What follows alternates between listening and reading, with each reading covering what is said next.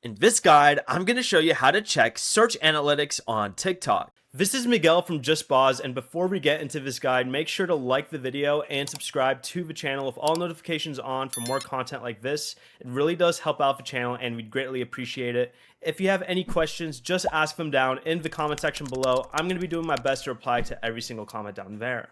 Begin by opening TikTok, then tap the search button at the top, and then go ahead and search for Creators Search Insights. Once you do, tap View right next to it in the search results. Go ahead and select Analytics up top. Check the All Posts section up here to see the overall search performance of your content, or select Inspired Posts to check videos you created from Creator Search Insights topics.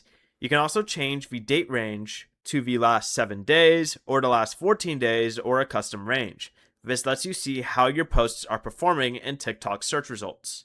Before you leave, remember to like the video and subscribe to the channel with all notifications on for more content like this. It really does help out the channel and we'd greatly appreciate it. And if you did have any questions, just ask them down in the comment section below. I'm going to be doing my best to reply to every single comment down there. Peace.